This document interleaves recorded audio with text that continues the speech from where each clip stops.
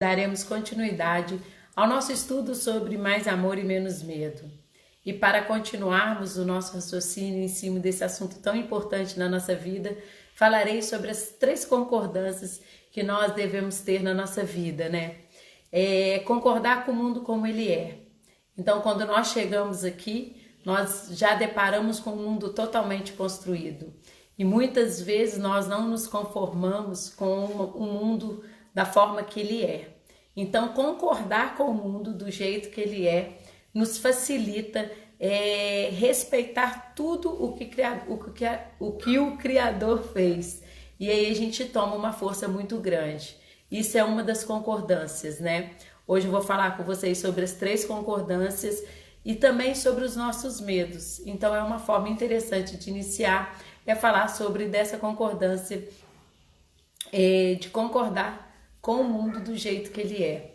E muitas vezes nós temos essa dificuldade, né, de não aceitarmos algumas questões na nossa vida ou no mundo externo. E com isso, nós nos defrontamos com muitos problemas. E aí a gente fala da questão do tempo, do espaço, isso tudo vai nos influenciando no decorrer da vida, né? E concordar também que a vida tem começo e fim, né? A gente chega aqui já como se a vida fosse uma esteira rolante do aeroporto. E aí a gente entra nessa esteira e aí a gente sabe que lá na frente ela tem um fim. Então a gente concordar também que a vida tem início e tem fim é concordar com o Criador. Concordarmos que o nosso tempo aqui já é contado desde quando nós chegamos, né? E essa questão que eu venho trazer para vocês hoje, ela é muito importante porque faz nós refletirmos sobre muitas coisas que nos influenciam no dia a dia da nossa vida. E com isso, mais lá para frente, faz a gente se defrontar com o amor ou com o medo, né?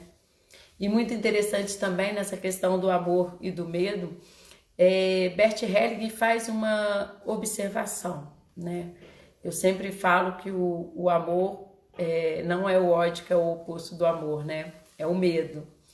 E nesses estudos que eu tenho feito da filosofia sistêmica, Bert Hellinger muitas vezes fala também que o amor é o oposto da indiferença, né? Então, muitas vezes, quando acontecia dele constelar casais, ele começava por coisas bem pequenas e começava a ver se havia uma indiferença, porque quando um começa a não ver no outro o que via antes, né, vai gerando a indiferença e vai desconectando com essa questão do amor. Então ele, nesses estudos que eu tenho feito da filosofia sistêmica, eu tenho observado também que o oposto do amor é indiferença.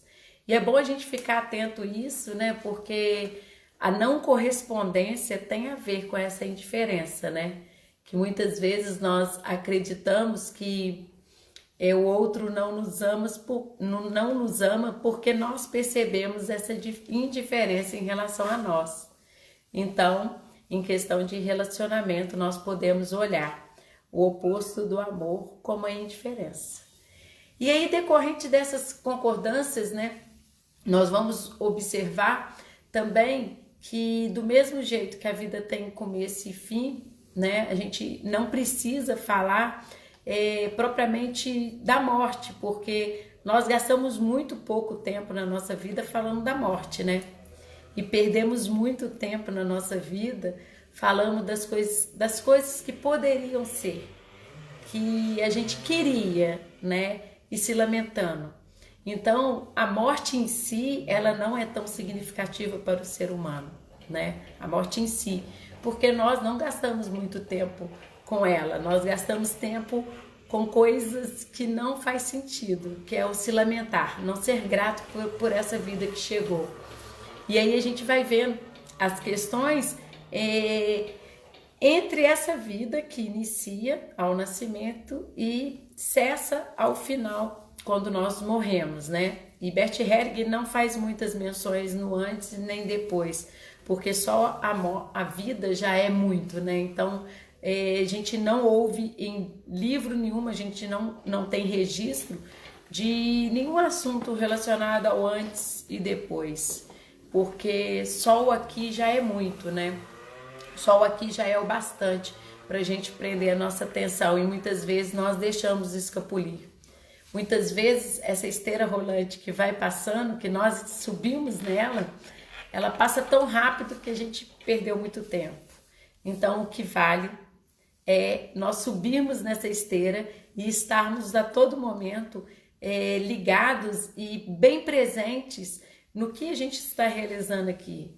Porque em tempos de pandemia a gente está vendo como o tempo corre, né?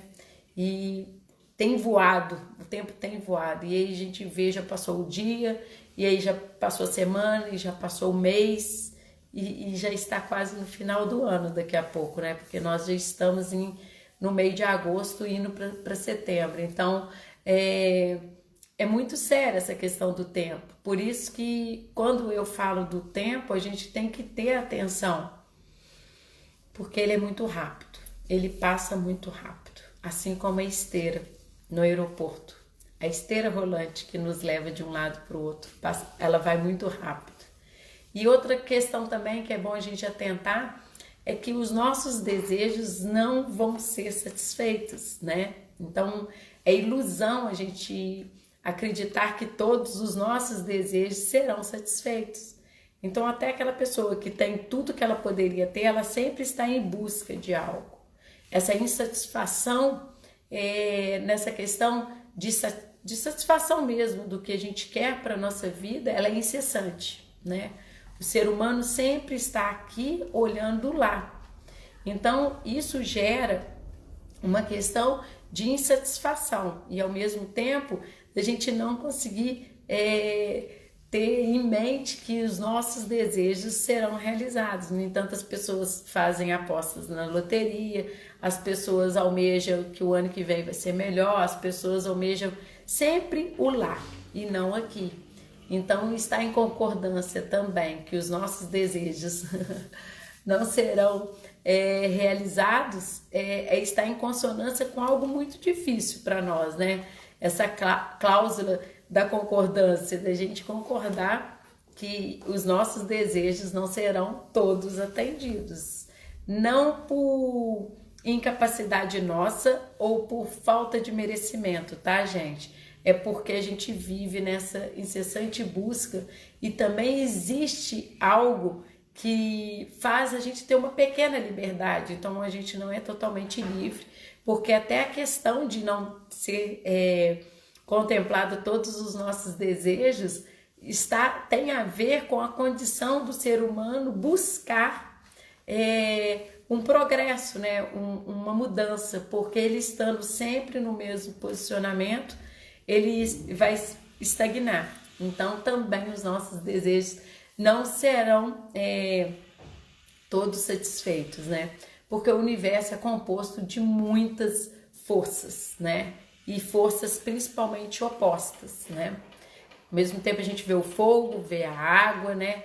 Vê o vento e tirando as forças da natureza também, nós vemos que nós muitas vezes precisamos de forças opostas.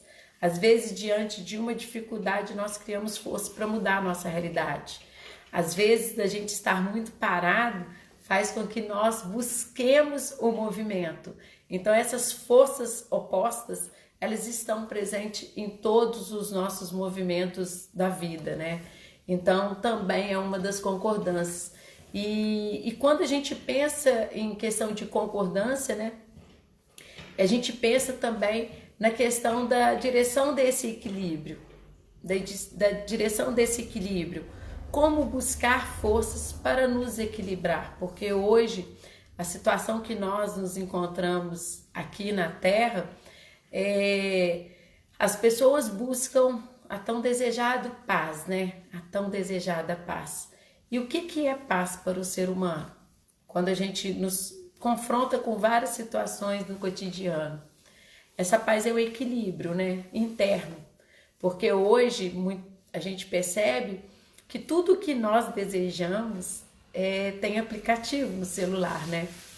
Se a gente deseja um amor novo, se a gente deseja comida para ser entregue na nossa casa, se a gente deseja remédio, se a gente deseja o que a gente quiser, até carro, né? As pessoas já estão fazendo escolha de carros pelos aplicativos.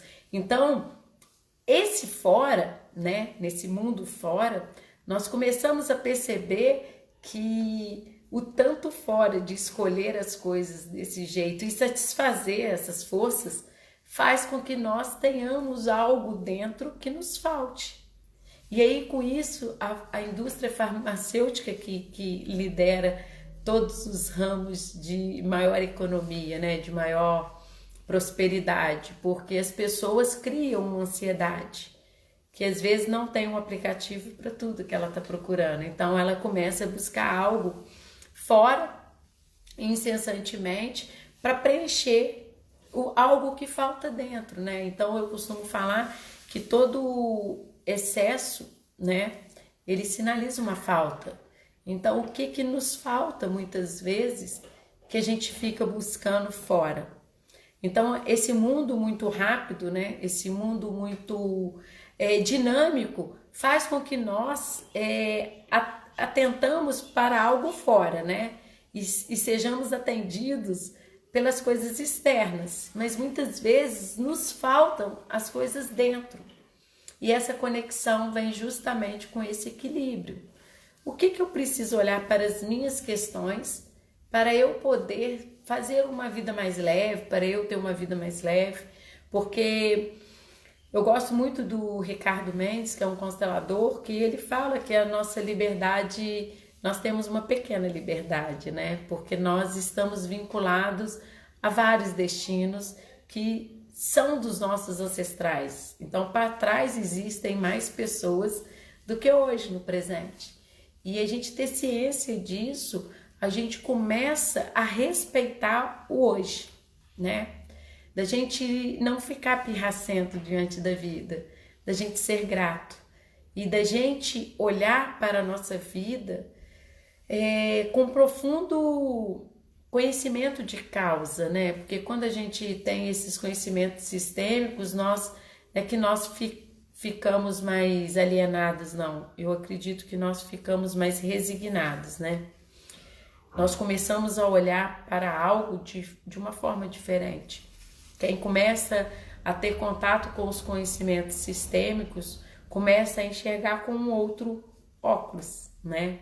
Começa a ver a vida de uma forma mais leve, sabendo que tudo tem um entendimento, nada fora, nada extraordinário, nada mágico, mas no aqui e no agora, no nosso sistema familiar. Então essas concordâncias de mundo, né? Concordância que existe a vida e existe a morte, que os nossos desejos não vão ser todos satisfeitos, né? Que nós sempre estaremos buscando algo, que tudo tem uma ligação no universo, não existe nada que não faz parte de uma grande engrenagem, né? Está tudo conectado, está tudo em perfeita harmonia. Então, quando nós pensamos que hoje poderia ser diferente ou que não, o certo ou o errado, né? Essa dualidade nos faz nós duvidarmos de tudo o que acontece. E aí, quando a gente começa a entender que a dualidade do certo e do errado é apenas um interessante ponto de vista, né? Porque o que hoje, às vezes, para mim pode ser errado, aconteceu isso na minha vida, poderia ter sido de outro jeito, e lá na frente eu começo a perceber que não tem nada errado, estava tudo certo. Então, o ponto de vista nessa dualidade faz com que a gente, muitas vezes, nós ficamos equivocados ou insatisfeitos. E aí, quando eu falo dualidade, só para entender um pouquinho, a unicidade é quando a gente ainda não nasceu, né? A gente está em uma condição única. Quando nós estamos na Terra, vocês começam a observar que tudo é dual, né? Ou é tudo muito claro, ou é tudo muito escuro. Isso são conceitos, tá, gente? Mas eu vou explicar de uma forma melhor para vocês entenderem. Ou é rico ou é pobre. Então, essa nossa realidade, ela entra muito no julgamento, porque ela divide extremos opostos. E aí, com isso, nós também entramos em julgamentos, porque quem não é igual a mim não é bom, né? E aí a gente começa, do nosso ponto de vista, a acreditar que tudo que não foi vivenciado ou que não foi vivido igual a mim, não é bom, né? A gente vê muito isso em sistemas familiares. Quando as pessoas já têm os conceitos dentro da família, os acordos, né, velados ou não, e aí quando chega uma nora ou um genro novo, as pessoas já começam a entrar nessa dualidade, se não faz, não alimenta, se vive de um jeito, se pratica ou não esporte, as pessoas são aceitas ou não, né? Então as pessoas entram muito em julgamento. E dentro das constelações, dentro desse mundo quântico, nós saímos totalmente dos julgamentos, porque nós começamos a entender que tudo isso que existe são pontos de vista, né? É o ponto de vista que você tem, que o outro tem, e daí essa concordância com esse mundo dual também é para que a gente possa concordar com o mundo do jeito que ele é. A nossa diferença vai ser o que vocês fazem quando chega essa demanda para vocês, como vocês agem, né?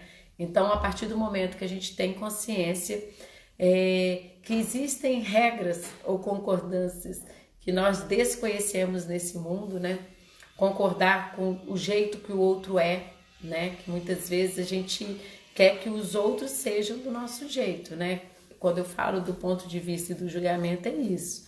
Que a gente quer encontrar pessoas que façam as mesmas coisas que nós, né? Então, é concordar com a forma que cada um é. Então, isso já traz um grande equilíbrio, uma grande tranquilidade para as nossas vidas, quando a gente concorda com essa questão na vida, quando a gente concorda que o mundo é desse jeito também. Então, a gente chega aqui, quantas pessoas já viveram e o mundo ainda é o mesmo, apesar de ter algumas particularidades diferentes. Então, é a gente começar a concordar com essas questões que existem na nossa vida, né? E concordar também que pouca coisa pode ser explicado, né? Então, quando a gente vê que os cientistas descobrem alguma coisa, né? O universo, o Criador deve falar assim, você descobriu isso, você tá achando que descobriu tudo, né?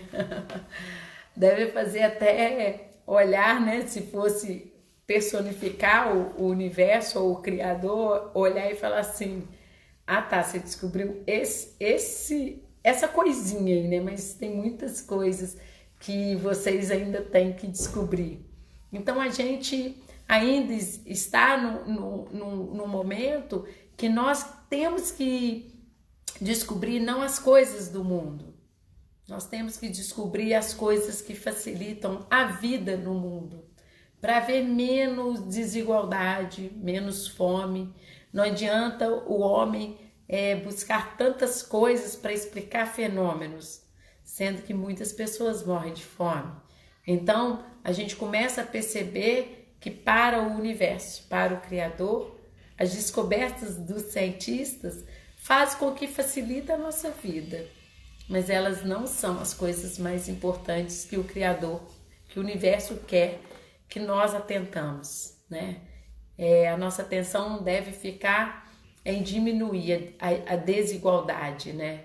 Em dar acesso a coisas que facilitam a minha vida e assim eu disponibilizar para o próximo. E aí a gente vai começar a fazer com que o lugar que nós habitamos seja um lugar de paz, né? De tranquilidade, de equilíbrio. Então está em concordância que nós não vamos atingir o conhecimento completo, né? Desse mistério, desse grande mistério que é a vida, a gente entrar em concordância que nós somos pequenos. E dentro dessa pequenez nós temos muitas coisas a serem feitas, então já é muito.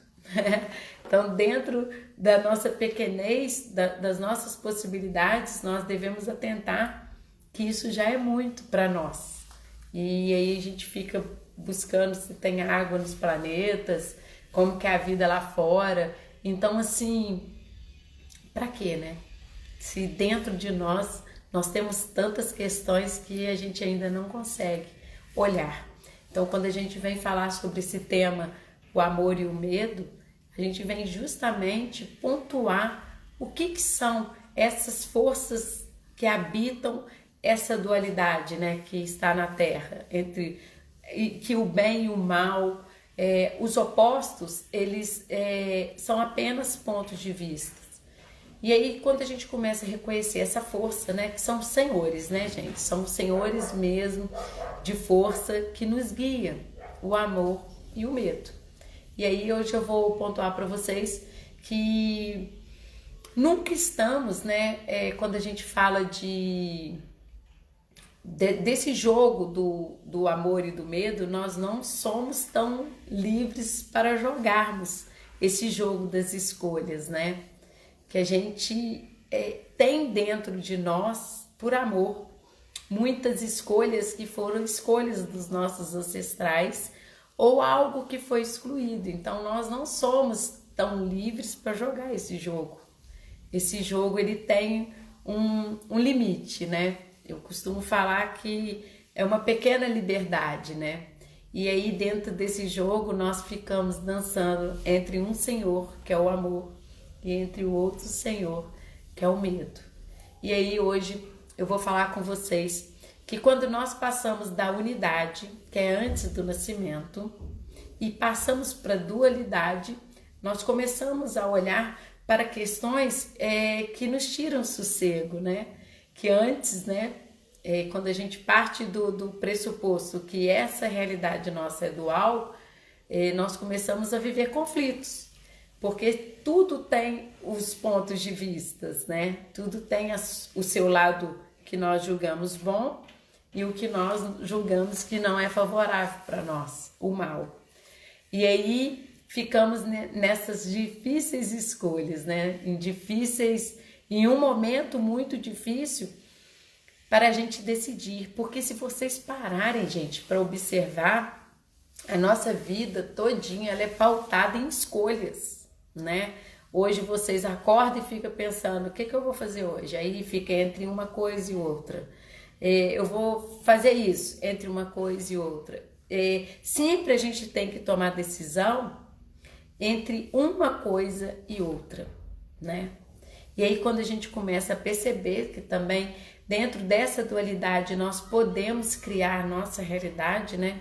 A gente pode criar um caminho do meio, a gente começa a fazer com que esse caminho dual seja um pouco mais leve, porque a gente começa a fazer as nossas escolhas a partir do ponto de vista que nós temos.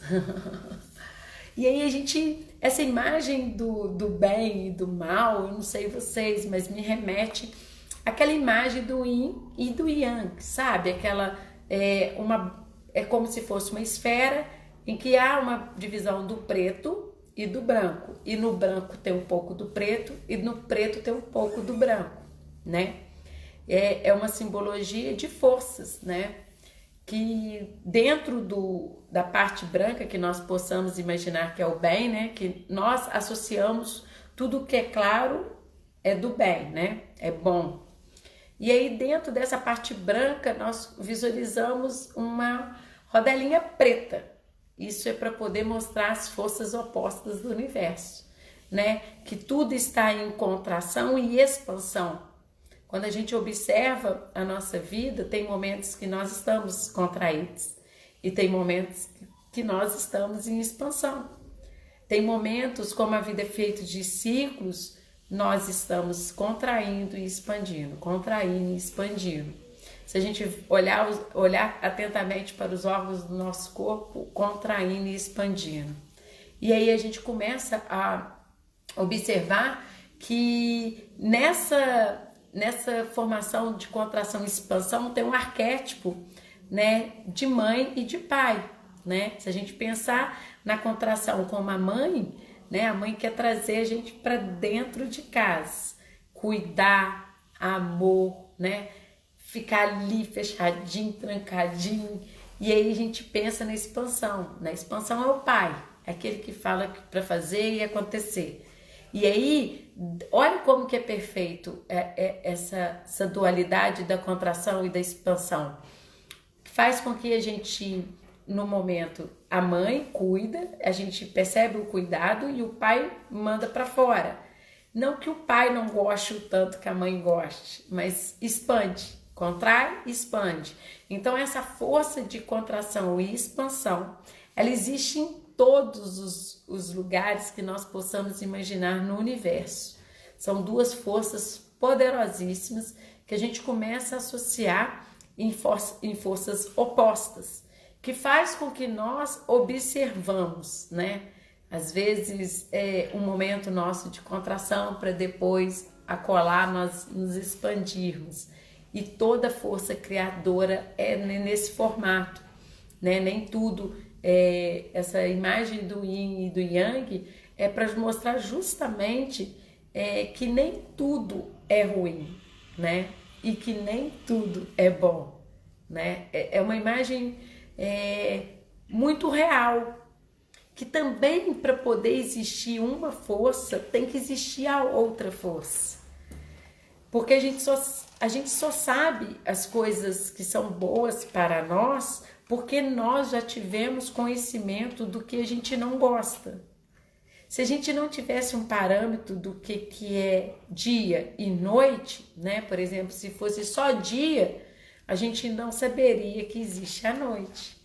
Então, essas forças opostas fazem com que nós fortificamos as forças que existem. Vocês só sabem o que é branco porque vocês têm noção de tudo que não é branco. Porque senão a gente ia perder uma referência, né? A gente ia ficar sem um parâmetro. Vocês só sabem o que vocês querem para o relacionamento de vocês porque vocês já tiveram modelos de coisas que vocês não desejam para vocês, né? E aí, nessa contração e nessa expansão, que isso é contração e expansão, nós começamos a definir a nossa vida nessa realidade. Como que vocês estão se posicionando? Vocês estão atentos a essas forças? Nós, principalmente mulheres, existe durante o mês as forças de contração e expansão, né? Eu faço uma agenda que é uma agenda lunar e aí eu consigo observar certinho os ciclos dos meus dias, né? Então, todos os dias eu preencho uma coluninha num círculo, do círculo lunar, que fecha a lunação. E daí a gente começa a observar como que nós somos cíclicos, né? A natureza é cíclica, nós somos cíclicos, porque a natureza tem a primavera, o verão, o outono e o inverno, né? Nós temos a infância, a adolescência, a vida adulta, a velhice. Somos cíclicos. Nós começamos principalmente a mulher, nós temos o período fértil, o período que a gente está, né? A gente vai mudando o período da menstruação e isso repete um ciclo. Então, assim como a Terra, nós também somos cíclicos. E ter consciência dessa possibilidade de ciclos, uma vez vocês podem estar contraídos e outras vezes vocês podem estar em expansão. Quando a gente tem noção disso, isso é muito claro, né? Tem coisas que você faz direto, aí de repente você fala assim, nossa, eu não tô afim de fazer isso. E se vocês tiverem uma notação dessa, tipo a que eu tenho da lunação, vocês vão observar que faz parte da sua natureza, né? Daquele momento que você não quer estar fora, você quer estar dentro. Então, quando a gente começa a observar essas questões de expansão e contração na nossa vida, nós começamos a observar algo essencial na nossa vida, que eu me permito hoje fazer de uma forma diferente. Aí amanhã eu acordo, eu falo assim, não, hoje eu vou fazer isso. Então, vocês, muitas vezes aqui na live, quantas vezes eu mudo totalmente o meu roteiro do dia. Tem dias que eu começo correndo, tem dias que eu começo meditando, E eu mudo sempre. Eu mudo sempre porque eu não sou a mesma pessoa todos os dias. Nós não somos. E aí, quando a gente reconhece isso, a gente começa a nos respeitar. Isso faz parte de uma coisa muito profunda, que é o respeito a nós. Porque tem dia que eu acordo e falo assim, não, prefiro meditar e fazer as coisas da casa e depois sair para correr. Tem dia que eu falo assim, não, hoje eu tenho que sair para correr primeiro. E aí, quando eu reconheço isso que me move, eu começo a conectar com uma força, porque eu poderia falar assim, nossa, mesmo não querendo, eu poderia ir. E aí, às vezes, eu poderia ir sem vontade, não render o que eu rendo, ou então eu poderia ficar na meditação e pensando em 5.000 coisas, se eu estivesse correndo, seria desse jeito. Então, quando a gente começa a ver como nós funcionamos, né? Nós conseguimos ver como o mundo funciona. E aí a gente respeita nós do jeito que nós somos. Isso é outra concordância. Falei de 3 concordâncias, né? Concordar com o mundo do jeito que ele é. A outra é concordar com o outro do jeito que ele é. E concordar comigo do jeito que eu sou. Essas 3 concordâncias, né? Eu estou fazendo esse início de aprofundamento de estudo que eu vou pegar propriamente no amor e no medo, mas eu não posso chegar nesse assunto sem falar dessas concordâncias, porque essas concordâncias que nos direcionam na vida. E aí, quando eu falo com vocês de concordar com o outro do jeito que ele é, quantas vezes nós queremos mudar algo em nós que é difícil? E aí a gente vem com a ideia de querer mudar o outro, ainda mais se o outro é o outro do relacionamento. Aí que teremos mais dificuldade, porque é outro sistema. E aí, quando a gente começa a observar que o outro, nós devemos respeito ao outro do jeito que ele é, e aí quando a gente sai do julgamento, nós começamos a fazer algo por nós. E aí a gente começa a ficar também safo no assunto, porque se você sabe como o outro funciona, isso é sabedoria, a gente começa a nos vigiar diante dos nossos comportamentos em relação ao outro. Já viu aquelas pessoas que sempre reagem de alguma forma, né? Porque agir é uma coisa, reagir é outra. A reação geralmente ela vem sem a força do pensamento e da consciência. As pessoas só reagem, né? E aí quando a gente começa a entender que cada um é o que dá para ser, a gente respeita essa concordância, né? Que cada um é o que dá para ser. E aí a gente vai de encontro a nós. Quantas vezes nós queremos mudar algo em nós e nós não damos conta. Aí vocês querem mudar o outro, não vai conseguir mudar o outro. Só vai conseguir mudar o outro se o outro concordar com isso. Se ele vê que o que você fala faz sentido. Se o que você fala com ele, ele fala assim, poxa, é mesmo, eu vou tentar fazer isso. Vou começar a olhar o mundo do jeito que você está falando. Então, quando o outro muda, ele muda porque ele quer. Não porque ele está fazendo isso para nos satisfazer, porque uma das questões mais sérias em relacionamento é essa, de ir contra a uma dessas 3 concordâncias, né, da vida, de não aceitar o outro do jeito que ele é. Então essas 3 concordâncias que eu trouxe hoje para vocês, elas vão justamente de encontro a essa sabedoria, né? Da gente concordar com o mundo do jeito que ele é. Nós chegamos aqui, daqui a pouco estamos partindo e ele vai continuar ainda sendo o mundo que é, com todas as suas ordens, com todas as suas leis. E nós estamos aqui de passagem. Uma passagem bem breve, né? E a gente concordar com o mundo do jeito que ele é, nos facilita a entender que existem leis que nos regem que nós não damos conta. Então é melhor a gente respeitar essas leis e fazer um pouco que dá tempo de fazer e da melhor forma possível. Concordar com o outro do jeito que é.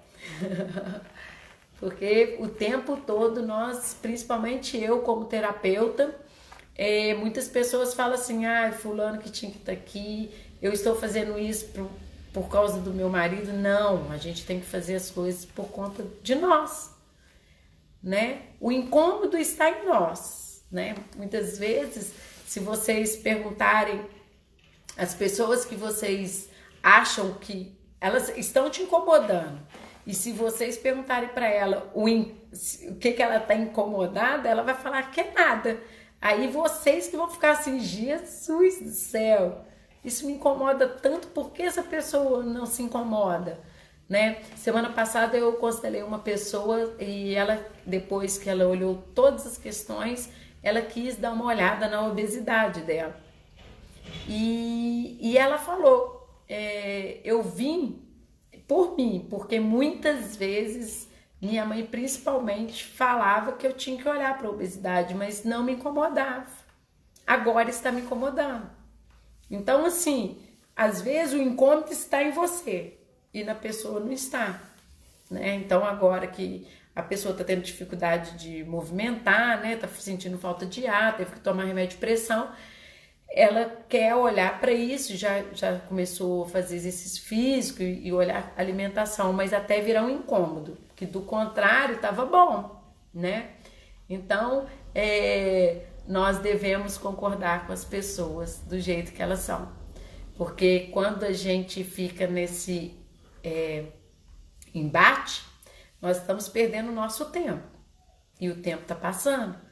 E aí, ao invés de vocês olharem para as questões de vocês estão olhando para as questões imutáveis, né? Eu costumo dizer que são imutáveis. Elas só vão acontecer se as pessoas desejarem. Assim é vocês, na vida de vocês. Quantas vezes as pessoas às vezes falam alguma coisa com vocês e vocês fingem que não estão ouvindo, tipo assim, isso não faz sentido para mim, não tem nada a ver comigo. Não, eu não acho que eu devo mudar isso. E depois, com o tempo, isso bate de novo na sua porta e você fala assim, nossa, é mesmo. Agora que eu vejo que eu preciso mudar isso, né? E a outra concordância é essa, não menos importante, de concordar como a gente é, gente, né? Nós somos seres bem complexos. Nós somos seres que hoje estão aqui, mas estamos conectados com tudo que foi. E então não tem como hoje, né? Existem vários caminhos que nos facilitam entender esse mecanismo, né, que está por trás de tantas coisas que às vezes nós estamos insatisfeitos.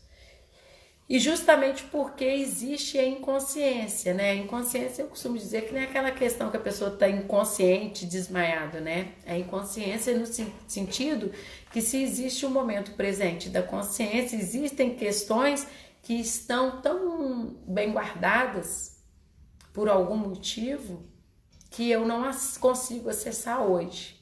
E isso torna algo que me acompanha a vida inteira e pode ser um incômodo na minha vida. E aí, a gente respeitar o que nós somos faz com que nós tenhamos mais força, né? Que muitas vezes nós não nos aceitamos. Muitas vezes nós nos olhamos com os olhos de julgadores, né? Ninguém às vezes está observando o que vocês falam. Ninguém. Mas vocês são capazes de falar que vocês falam para vocês. Eu sou desse jeito, eu faço desse jeito, eu não mereço, eu mereço todo o castigo do mundo, eu não sou uma pessoa boa. E aí a gente fica lutando em não concordar com o que a gente é, né? E aí quando a gente concorda com o que nós somos, nós começamos a olhar com mais carinho para nós. E aí nós temos chance de fazer algo bom com isso, de fazer com que isso mude. Eu posso ser diferente. Não, eu não sou aquela pessoa que errou, né? Eu errei, né? A gente começa a ver as coisas com olho de observador, né? E não mistura as coisas. Um traidor, não, eu não sou traidor. Eu cometi esse ato, né? Ele começa a ver que ele é uma persona e existe um ato que ele cometeu.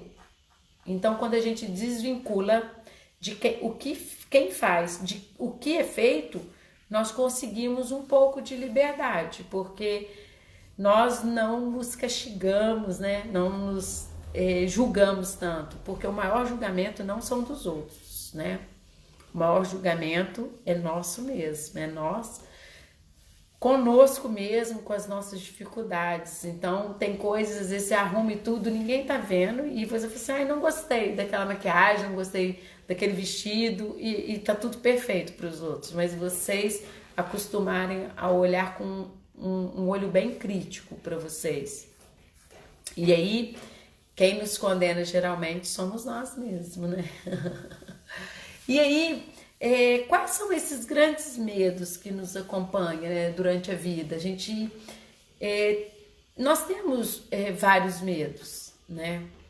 Na live de semana passada eu falei sobre essa questão da força do medo. Ele pode paralisar muitas vezes. E um dos medos que a gente tem é que, sim, nós morreremos.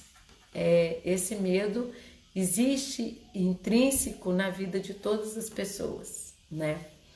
Eu costumo falar que eu não tenho medo de morrer. Eu sinto uma pena enorme de morrer, porque eu amo viver. Então, a morte é a única coisa que é certa, né? E a gente passa uma vida inteira sem falar da morte. Fala-se muito pouco quando alguém chega a morrer. Mas medo da morte eu não tenho. Eu tenho pena de morrer, né? Eu vi isso uma vez do Jô Soares e eu achei fantástica essa colocação dele, porque o mesmo sentimento que me abriga. Medo de morrer, porque na hora que morrer, né, gente? A gente nem vai ver que morreu. Mas eu vou sentir uma pena de ter morrido, porque eu amo viver. Então, esse medo da morte, a maioria das pessoas tem esse medo da morte, né?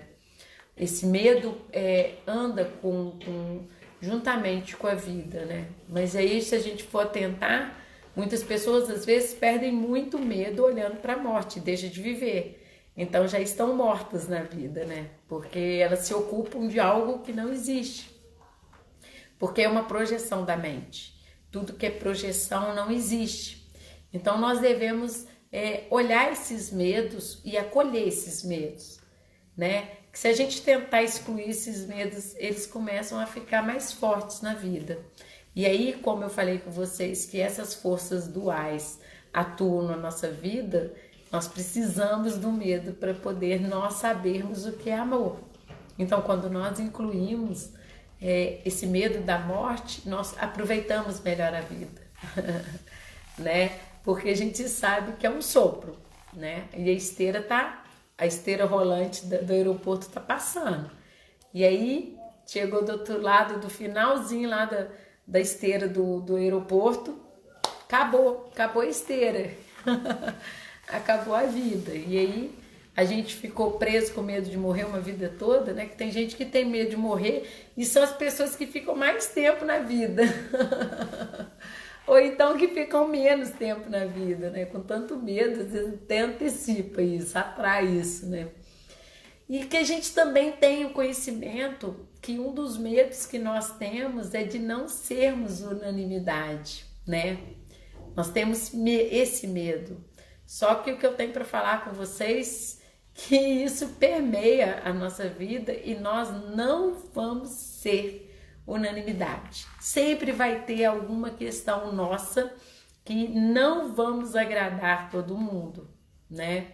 Porque nem todo mundo é igual. Então, quando a gente sabe dessa diversidade, né, de pontos de vista, nós começamos a entender que, ok, o Ricardo Mendes até fala, nem todo mundo vai achar você linda, maravilhosa, mas ok, não, nem Jesus, né, foi unanimidade, nem Buda foi unanimidade, quem somos nós com tantos defeitos querendo ser unanimidade? Mas esse medo de não ser unanimidade, ele permeia a vida, porque muitas pessoas podem passar uma vida inteira querendo agradar todo mundo, né? E não se agrada. E aí ela perde uma vida. Porque quando você fica muito no outro, querendo atender a demanda do outro, você se esquece de você. E aí, esse medo de não ser a unanimidade faz com que você perca a possibilidade de olhar para as suas coisas. Então, esses medos, tá vendo como esses medos são bem sutis? Se a gente for observar como eles funcionam, né? A gente vai vendo que ele passa bem despercebido, né? Da gente também ser aceito, né? Quando as pessoas fazem tudo que os outros querem que eles façam para poder ser aceito, né? Muitos relacionamentos, muitas coisas na dinâmica da vida se perde por isso, de ser aceito, de entrar nessa unanimidade. E outra coisa também que é muito importante é que nós incomodaremos. Nós incomodaremos sempre, gente. Porque como nós não somos unânimes, nós temos a nossa contribuição. E ter esse medo que nós não vamos incomodar é vocês deixarem de ser vocês. Então, tá vendo? Toda vez que eu falo de um medo, eu falo de uma força, né? O medo de incomodar, esse medo de ser, das pessoas acharem que você está incomodando, você transfere para você não ser o que você é, porque cada um tem a sua especificidade. O jeito que, se eu ficar pensando no que os outros vão pensar e para eu não incomodar os outros, eu perco muita vida nisso, né? Eu perco oportunidades de eu fazer algo que eu gosto, porque eu gosto e pronto, acabou. Então esse medo de incomodar, ele fica aí, andando as nossas sombras, né? Ele fica rondando a nossa vida.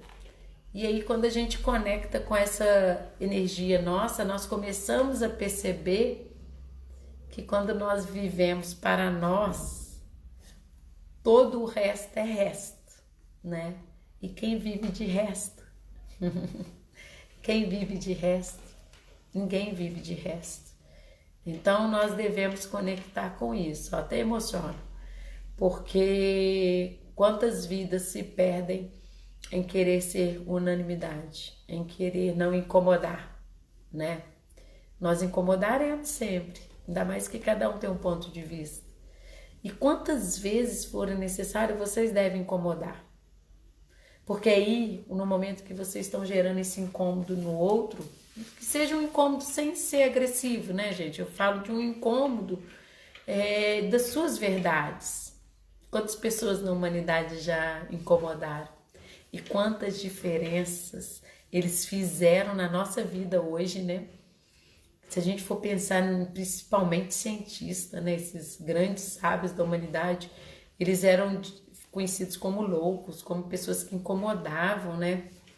E aí, o que eles fizeram com o incômodo que as pessoas tinham deles? Então, quando a gente começa a olhar para isso, né? Para o que os outros vão falar, não é importante para a vida de vocês? Com respeito, né, gente? Porque a gente não precisa ser agressivo em nenhuma das nossas falas, né? Eu sempre posto lá, se tem duas formas para vocês falarem a mesma coisa, fala da forma mais gentil, sem arrogância, sem querer ser melhor que o outro. Ser melhor para quê? Ser mais para quê?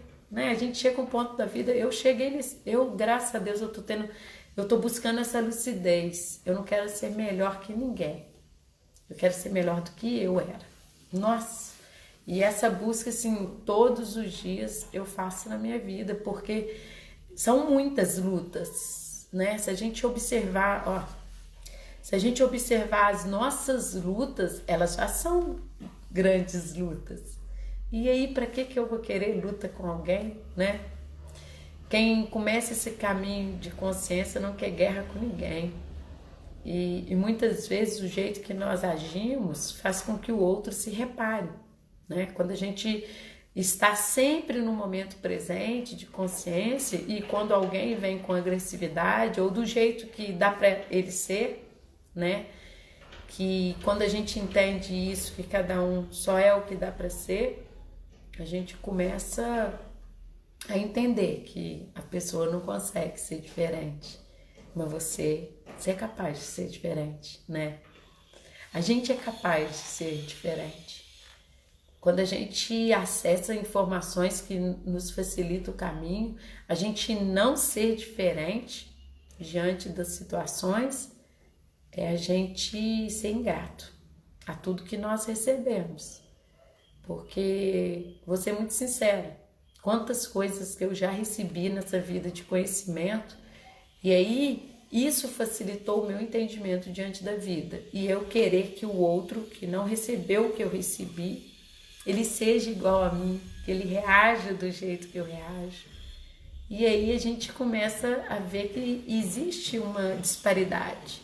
Não tem como as pessoas que nós convivemos e que não têm os conhecimentos que nós temos de autocura, como que a gente às vezes quer que elas reajam de outra forma? Elas estão sendo o que dá para elas serem.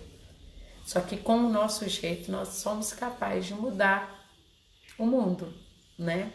Quando a nossa reação tem a ação e a gente tem a nossa reação. Quando a nossa reação, ela transfere uma responsabilidade para o outro, com amor, né? Como uma forma humilde do outro ver a arrogância que ele utilizou naquele momento. Então nós que estamos nessa busca, nós temos esse compromisso de sermos diferentes, não melhores, porque a gente, quem busca ser melhor do que o outro está querendo algo inatingível, né? Então quando a gente começa a fazer algo diferente do que a gente fazia antes e reagia, a gente começa a fazer algo pequeno, mas grande. A contração e a expansão, tá vendo? Essas duas forças existem no universo.